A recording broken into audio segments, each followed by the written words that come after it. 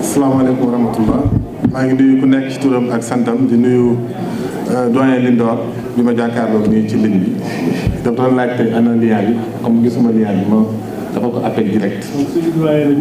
voilà yow yaa tax sax mu bëggoon a suivre donc mi ngi leen di nuyu doyen Lindor bu assise nationale yi bu Feu Paris. waaw bon doyen Lindor nee nañu am nañu mais en attendant mi ngi suivre fii en streaming ci sama téléphone. remercie associé wu ci remerciement yi ak ci gërëmande yi reconnaissance wu Aïda boobu ba léegi mi ngi jàpp tëbabaay yi ci débat bi man maa ngi am occasion door si participer bien que yàgg na ma ci invité. Pourquoi j'ai accepté Aïda parce que yàlla dafa def ni 2006 samay premier contact ak Aïda Niang c'est en 2005-2006 boobu ñu ngi nekk ay reporter journaliste mais doon couver aussi ancien gréviste doon couver le changement ci suñu xol yi jamono jooju toute l'opposition seen dañ leen daan tooñ naan leen opposition de salon la ci salon wu Amath Dansokho ñu nekkoon ay reporter dafa doon nekk guddeeg bëccëg suba ngoon et dans cette opposition là la amoon ay jeunes yu jug def complètement la différence parmi ces jeunes là il y avait Aïda Ousmane Ndiaye bu jëf jël mais aussi Barthélémy Diaz à l'époque tout jeune pimpant mu yegsi ak Malick Noël Seck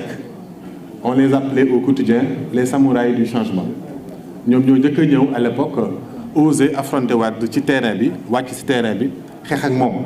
parce que jusque là comme dañu génnoon ci alternance bu bees parti socialiste amuloon temps wu defaru xam naka lay jàkkaarloo ak moom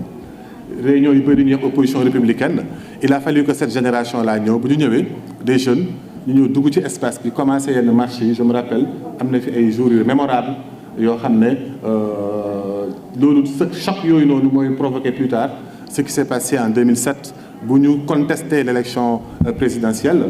l'opposition va aller rejoindre la société civile pour que ñu commencer assises nationales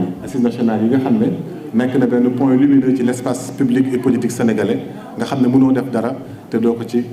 ci boole donc Aïda bravo su ma ñëwee fii pour rendre hommage ces jeunes femmes là yi nga xam ne à l'époque kenn du leen seetlu mais ñi ngi ci bataille politique yi de tout le temps mosuñ ci ñàkk nekk boobu ba léegi ñu ngi ci jàpp donc c'est tout à ton honneur je viens pour saluer cette constance mais aussi encourager ak associé wu ci femmes yi nga xam ne duñ leen ciy tudd et pourtant elles y sont pour quelque chose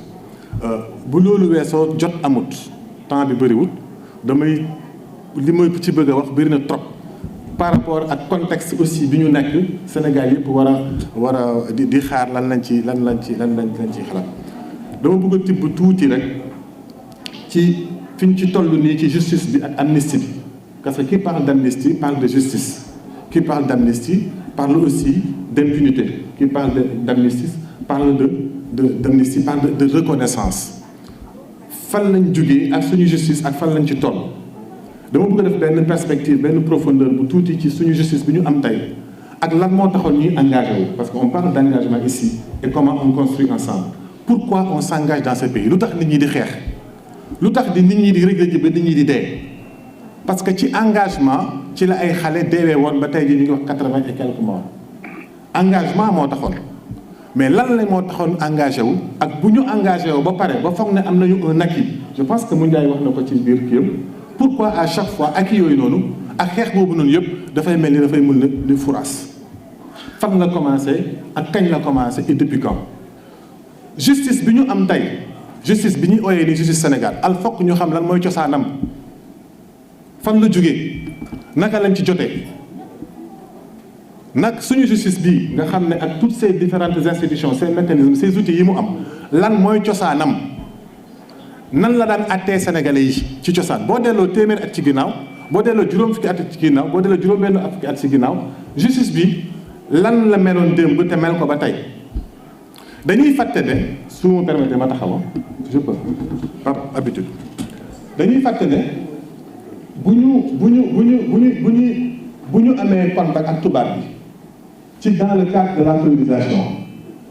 ñoom pour que ñun ñu mun ñu noon pour que ñu mun ñu réprimer pour que ñu mun a suñu idée ak suñuy en météo désolé wax nga dëgg kon bàyyi ma toogaat donc suñu tubaab bi justice bi mu fi teg le justice bi nga xam ne moo fi nekkoon ci temps colonisation pour lan la woon justice boo xam ne la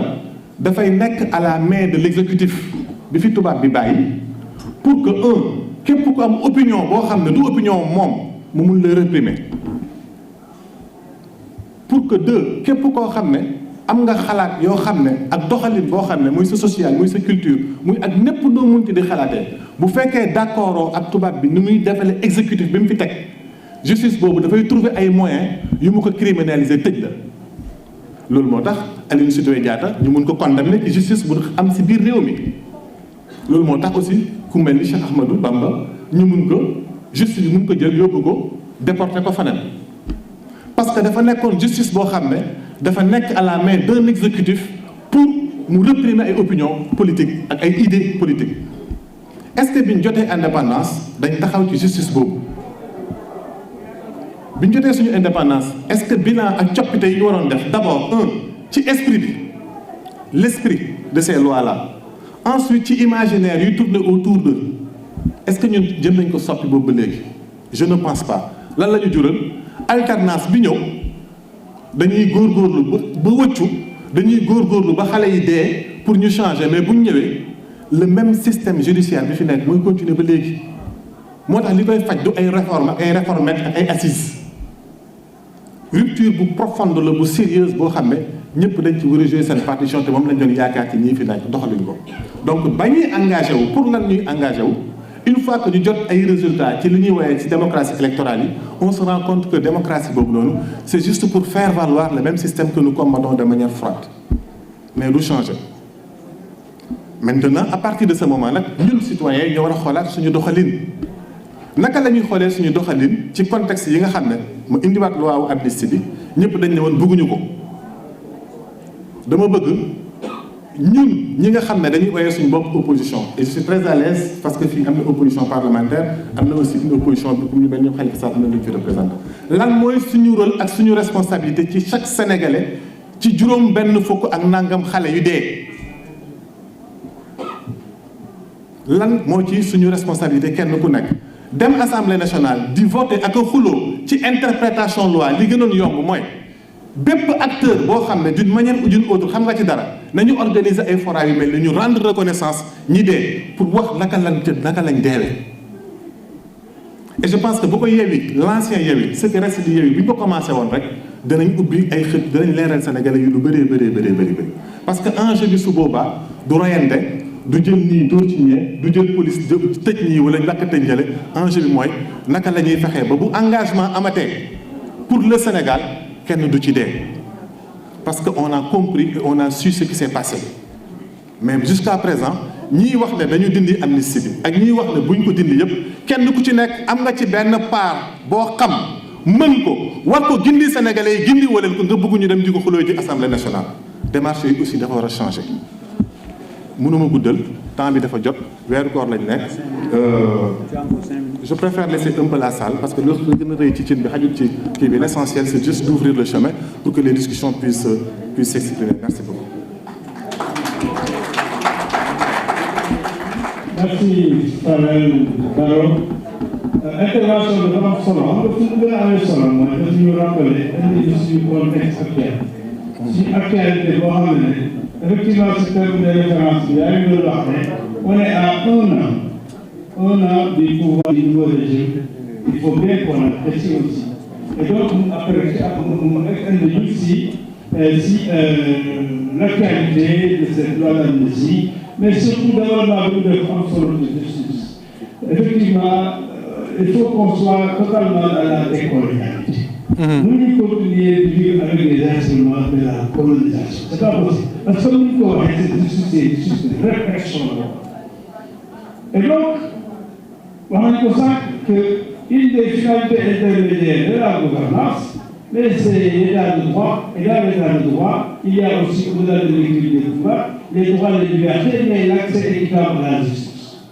Donc c'est un débat que vous ramenez dans un contexte que vous ramenez, dans ce effectivement, qui va faire une aussi. Maintenant, il y a d'autres cas, parce qu'effectivement, on a gagné quelques minutes, fait gagner le gouvernement.